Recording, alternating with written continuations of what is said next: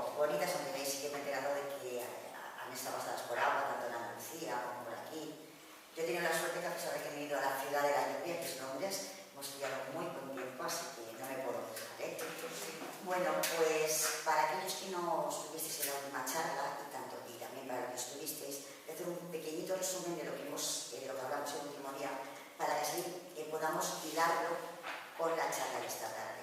El primer día sabéis que me centré sobre todo en el contexto histórico de sus primeros 20 años, y hace 15 días lo que hice fue repasar esos 20 años, pero desde el... Ay, perdón. No quería decir, digo. Es la costumbre. Pues nada, por ahí volvemos a empezar. No se oye, pero más que nada para que se oiga más. Vale. Bueno, a ver, ¿se me oye mejor ahora? Sí. Perdonad, es que ya me he lanzado y ya...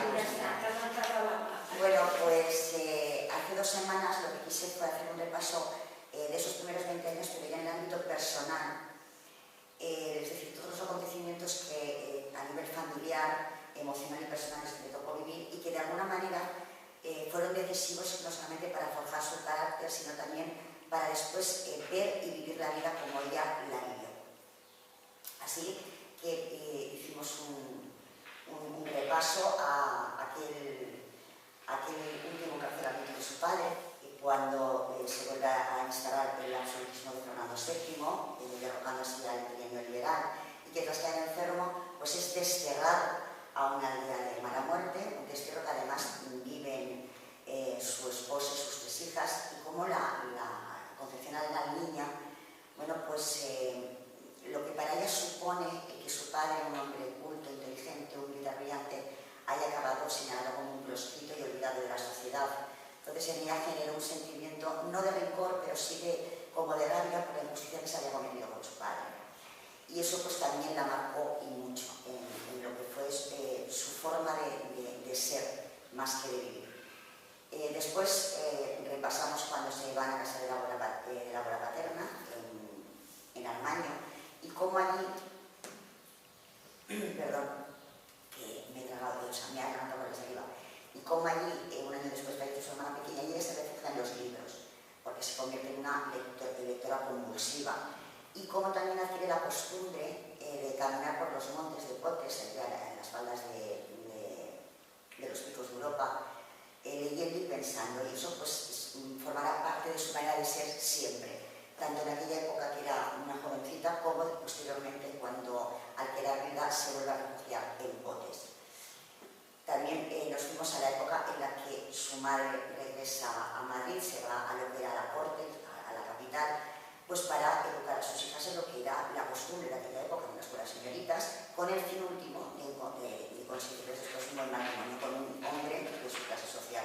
Y cómo precisamente fue ese tipo de educación la punta de lanza en la relación con su madre, que bueno, pues es una relación de constantes enfrentamientos. La madre no entendía cómo su hija podía ser una muchacha tan rebelde que solamente quisiera estudiar, sobre todo en una España donde las mujeres no tenían acceso a la universidad, y aprovecha la enfermedad de su abuela pues para escapar del control maternal y cuidar a su abuela. Poco después la abuela fallece, y entonces ella, como hija mayor, se hace cargo de todo el patrimonio y de toda la herencia. Eso sí, poco después fallece su madre de manera inesperada, y aunque sí que es cierto que la relación no era buena, pues es un duro golpe para ella, sobre todo porque no habían tenido tiempo de reconciliarse y de alguna manera reconducir aquella relación de madre e hija. Y una vez que su madre fallece, regresa a la capital, y entonces es cuando ella entra en la universidad. Pero claro, entra a la universidad como oyente, puesto que, como se acaba de decir, las mujeres no podían, no tenían acceso a la universidad. Y para ello debe tratarse de hombre, así que bueno, pues se corta el pelo, lleva levita, lleva pantalones, capa, un sombrero de copa, y llama la atención, pero no porque alguien hubiera, no sé, intuido que era una mujer, sino porque era un alumno, un oyente muy particular. Se quitaba el fondo del aula y se dedicaba simplemente a atender y a tomar apuntes y notas, ¿no? Entonces muchos pensaban o bien que era un provinciano o que era un niño muy extravagante, hasta que no se sabe cómo el rector descubre que es una mujer, y es cuando decide expulsarla. Pero claro, ella, que es una mujer de fuertes convicciones y además también tiene un carácter potente, se enfrenta a ese rector, y viendo el hombre que no hay manera de convencerlo, bueno, pues le vamos a hacer un examen y ahí me demuestras tus conocimientos. Claro, el examen no deja de ser una trampa, que todo lo que buscaba era tener la excusa perfecta para decir que como mujer no puedes venir, pero ocurre que cuando presenta el examen, el claustro de profesores se va a dar la sorpresa de que sus conocimientos son muy superiores, en algunos casos, a algunos de los alumnos varones. Y en esa época es cuando conoce a su esposo, a Fernando, un hombre que le lleva 13 años, pero ambos se enamoran. Y se enamoran además sinceramente, y ahí vuelve a romper otra de las normas de la época, que eran los matrimonios concertados. Ella tuvo la suerte de poderse casar por amor, que tampoco era muy habitual. Y en cuanto a las cátedras públicas, mencioné que no solamente estuvo en esa universidad hasta 1845, donde sí le permitió continuar como oyente con una serie de requisitos, como estar en una sala a la espera de que el profesor de la materia que se iba a impartir la viniera a buscar y la dejaron apartada en el aula, después la volvió a llevar a la sala donde ella tenía que volver a esperar al siguiente profesor, sino que además no le dieron ningún título académico y ni siquiera le permitieron interactuar con sus compañeros varones. Pues bien, nos quedamos justo ahí en ese momento en que ella se casa con Fernando y una vez que ya han tenido su primera hija, se llama Concepción, pero ellos cariñosamente, lo tengo que apuntar, que no me quería, la llaman Candonga. Bueno, pues ella sigue asistiendo a la universidad, en este caso a ciencias. A ella le encantaba las ciencias, la física, la astronomía, y continúa yendo con su esposo al famoso Café Iris, donde se llevaban a cabo las tertulias intelectuales y políticas de la época. Eso sí vestida como hombre, porque no podía hacerlo como mujer. La suerte tenía que, bueno, que su esposo, como la admiraba, tanto como mujer como además como intelectual, pues a él le gustaba ese juego en el que su esposa, bueno, pues se vestía de hombre y lo acompañaba como un colega más, y no como un esposo, ¿no? Cuando os he dicho que le encantaban las ciencias naturales, la astronomía y la física, es porque su primer artículo publicado en la Iberia fue un periódico de carácter liberal y progresista que se fundó en 1854 en Madrid por Pedro Calvo Asensios, que me he apuntado el nombre para ser precisa. Bueno, pues la Iberia era un periódico con que sí que es cierto que su línea editorial era la política. Destacó por la variedad de artículos, tanto de literatura como de ciencia, como reportajes culturales que ofrecía a sus lectores. Se publicaba de lunes a sábado y que distaban mucho de otras publicaciones de la época, y eso bueno, pues, le facilitó que se convirtiera en la publicación en el periódico preferido de los madrileños de la época.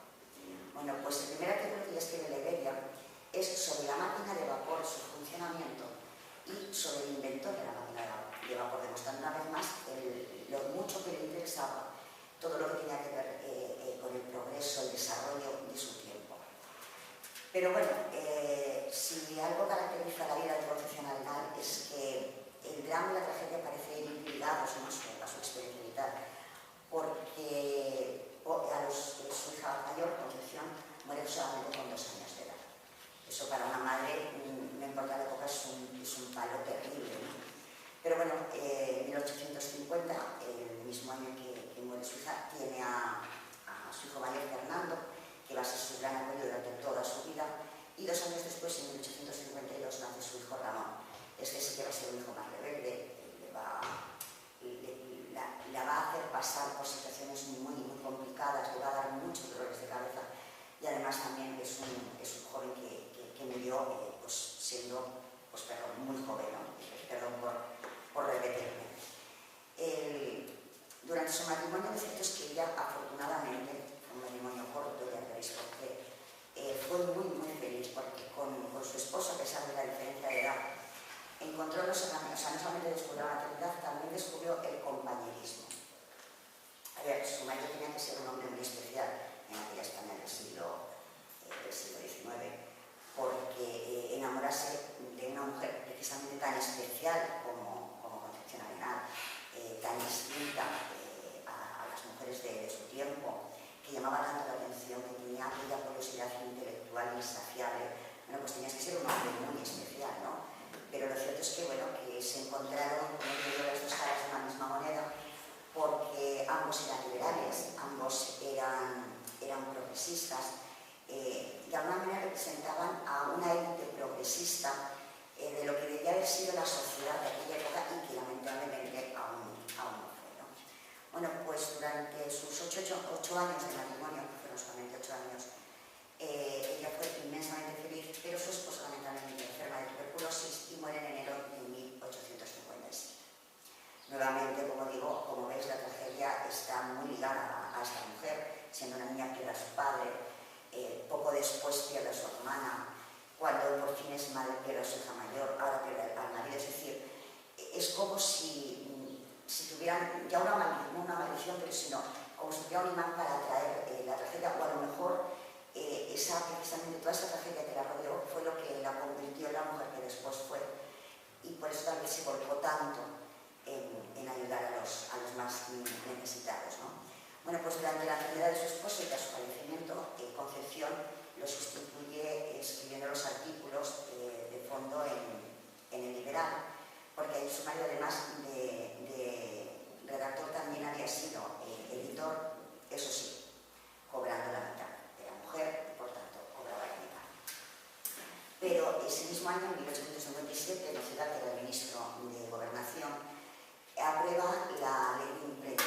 La ley de imprenta obligaba a las publicaciones a que aquellos que escribían sobre religión, sobre política o filosofía debían firmar los artículos. Por lo visto, hasta entonces los artículos muchos no aparecían firmados. Entonces, ¿qué ocurre? Bueno, pues que mes y medio después el Liberal decide, publica una nota que ahora os la voy a leer, junto al último artículo de Concepción Arenal, donde se anuncia que se de su colaboración como redactora, ¿no?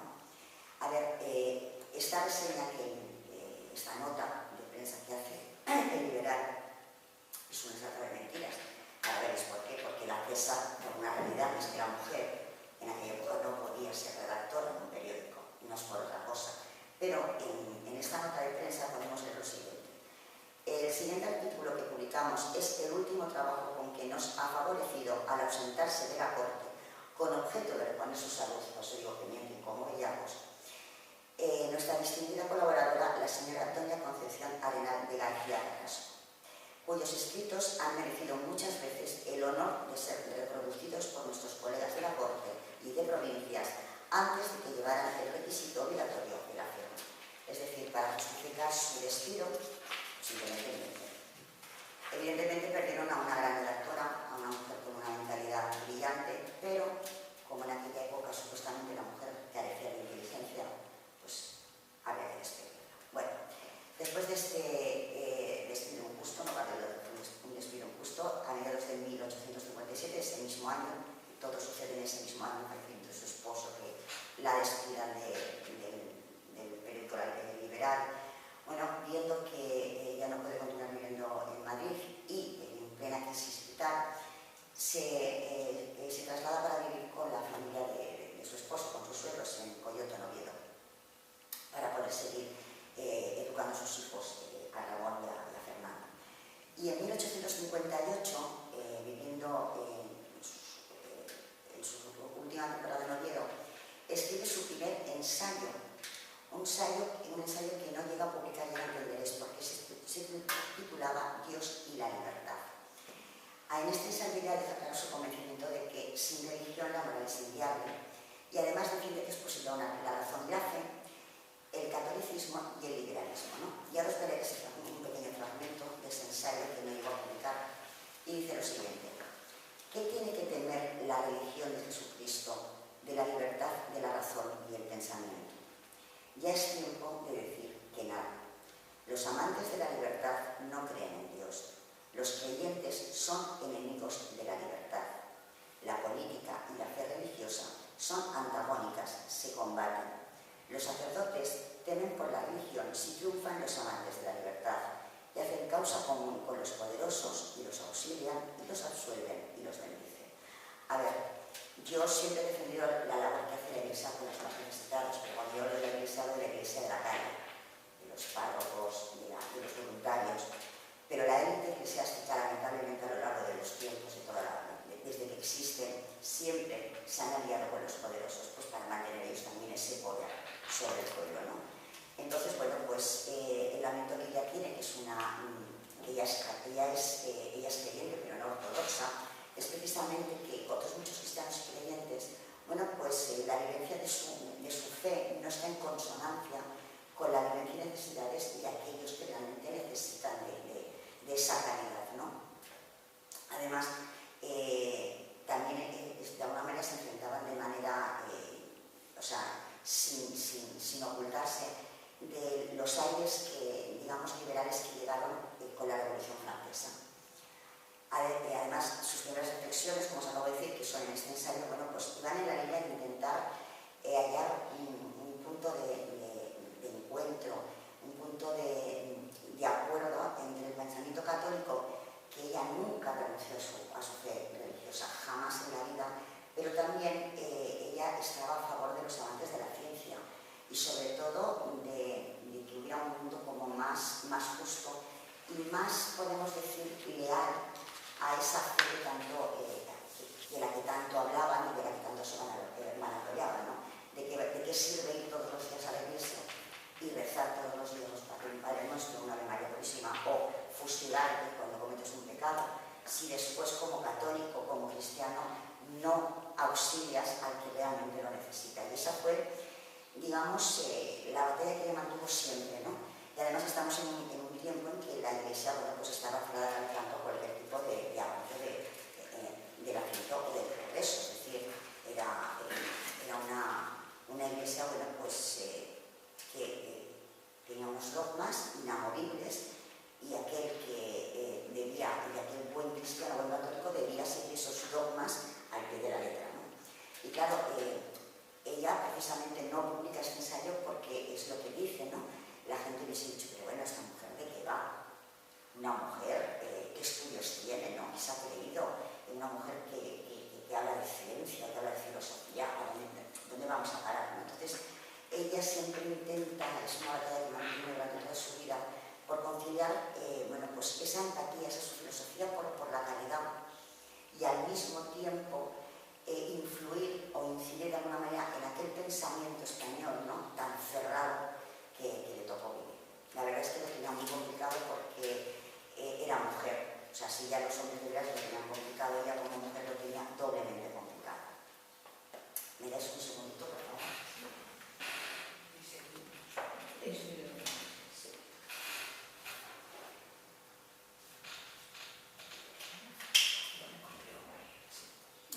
Y he rescatado ese ensayo. No, perdón, lo tengo aquí más adelante. Pero bueno, además de este ensayo, ella había publicado durante sus primeros años de matrimonio algunas composiciones poéticas, 3 obras de teatro que se titulaban Un poeta, La medalla de oro y Dolor y misterio. También escribió una zarzuela, Los hijos de Pelayo, una novela que no se ha conservado titulada Historia de un corazón, y sus famosas fábulas en verso, que es un texto que posteriormente será declarado de lectura obligatoria en la enseñanza primaria. Finalmente consigue vender todas las propiedades de Armaño a los hermanos de su padre, a sus tíos, y con sus 2 hijos se refugia en Potes. Para ella Potes era pues eso, su refugio, el lugar donde mejor se sentía, más protegida, más alejada del bullicio de la capital. Y le alquila una casa, que sale más a muy buen precio, a Isabel de Agüero. Isabel de Agüero es la madre de un niño prodigio, un violinista, Jesús de Monasterio, que además sale en esta película. Y ese joven, bueno, pues con él, con el tiempo, entabla una sincera y profunda amistad. En Potes escribe un libro que se titula Pes de Cose, porque ella, además de pensar cuando caminaba, también pensaba cuando cosía, de hecho le dedicaba muchas horas a la lectura de la escritura, y también aprovecha para presentarse a diferentes concursos literarios. Uno de ellos fue el convocado por la Sociedad Económica Barcelonesa de Amigos del País en 1858. Y aquí podemos leer cuando de alguna manera ya se han descartado los que no van a ser premiados, lo que se leyó en voz alta aquel día antes de abrir los pliegos. Terminada la lectura de esta reseña, el excelentísimo señor presidente manifestó que iba a precederse a la adjudicación de los premios ofrecidos por la sociedad a los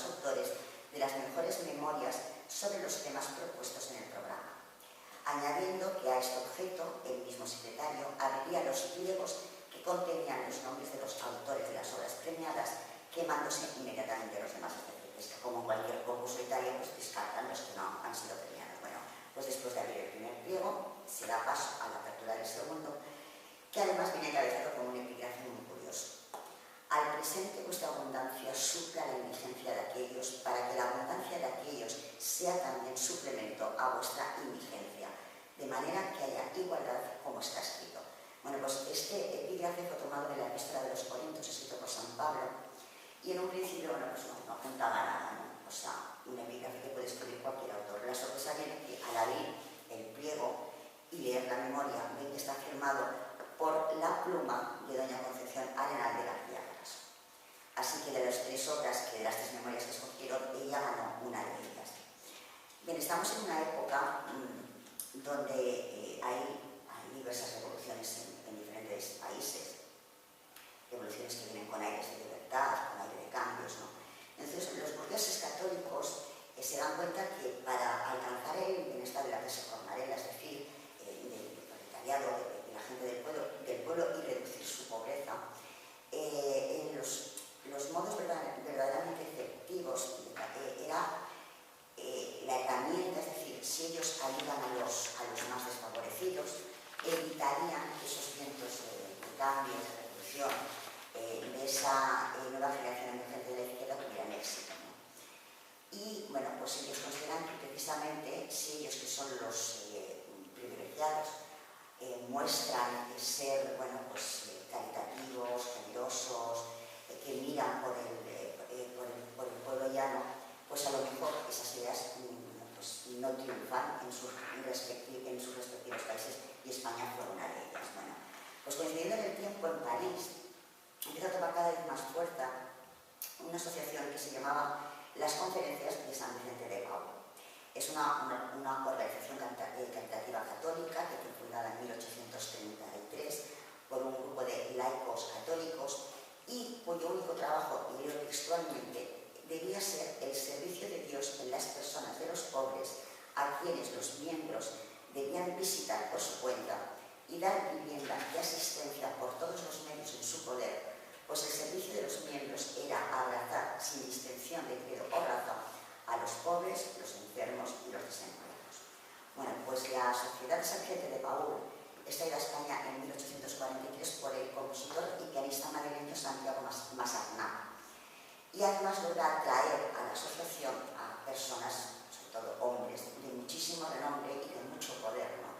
Y entre ellos se encontraba precisamente Jesús de Monasterio, este joven, que además de ser un gran violinista, era un activista católico y que, como os he dicho hace unos momentos, se va a convertir en uno de los grandes amigos de Concepción Arenal. Una amistad, por otra parte, que, como os podréis imaginar, bueno, pues fue motivo de cotilleo, de murmuraciones.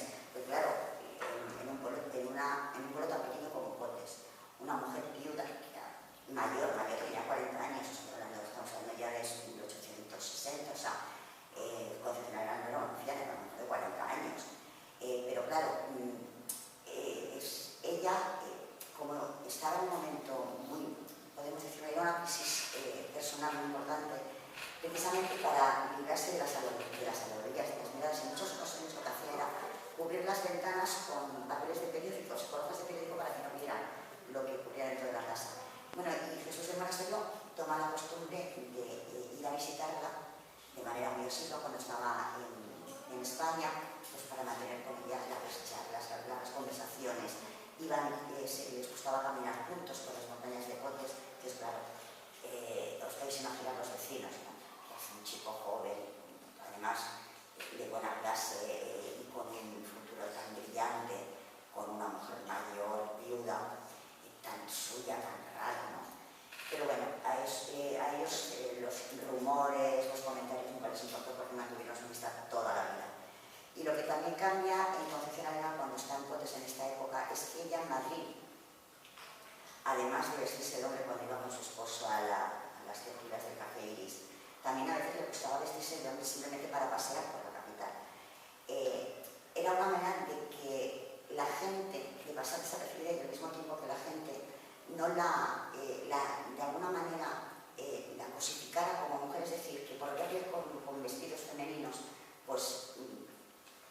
una mujer, o sea, ya da por hecho de que no puede ser culta, no puede ser una mujer brillante. Entonces ella, al vestir como hombre, se sentía mucho más cómoda.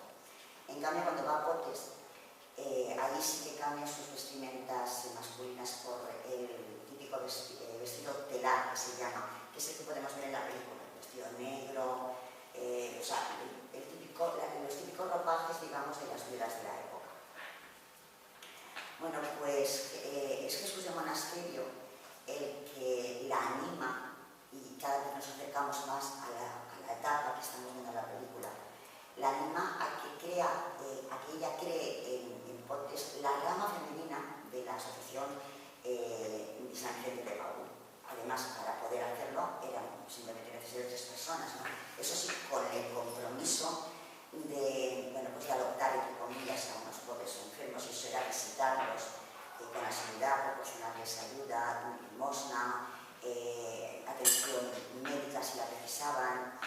Entonces, bueno, ella en un principio está algo reacia, ¿no? Porque además cree que en un sitio tan pequeño no va a tener éxito, pero finalmente se anima y es cuando ella crea la rama femenina de la Asociación de San Vicente de Paúl en Potes. Y a partir de aquí es cuando ella empieza su etapa de beneficencia, que después la lleva a ser nombrada visitadora de cárceles, y también una etapa donde ella escribe una serie de ensayos y de obras relacionadas precisamente con la ayuda al más necesitado y con lo que ella se encuentra en las cárceles de Galicia cuando es nombrada visitadora de cárceles. Pero esto lo continuaremos la próxima semana. Y ahora, si os parece, continuamos viendo la película donde nos quedamos. Y así cumplimos el horario de los estipulados. ¿De acuerdo? Pues cuando quieras, Sara, ponemos la película. Si quieres este trozo lo puedes parar porque como en YouTube no sale, ¿vale? Bueno, pues a ver, si queréis verla, podéis entrar en la aplicación de Radio Televisión Española, está entera, pues, pero creo que está quedando claro cómo, os dije el primer día, cómo trataban a las mujeres en aquella época. O sea, estaban condenadas por ser delincuentes y además por ser mujeres. Entonces, bueno, y está claro que para hacer lo que hizo Concepción Arenal hay que nacer, hay que tener esa empatía, ese corazón enorme para incluso compadecerse de una mujer que supuestamente ha asesinado a sus hijos, ¿no? Entonces, creo que la película también está ayudando mucho a que conozcamos a Concepción Arenal más allá de lo que yo os cuento en las charlas.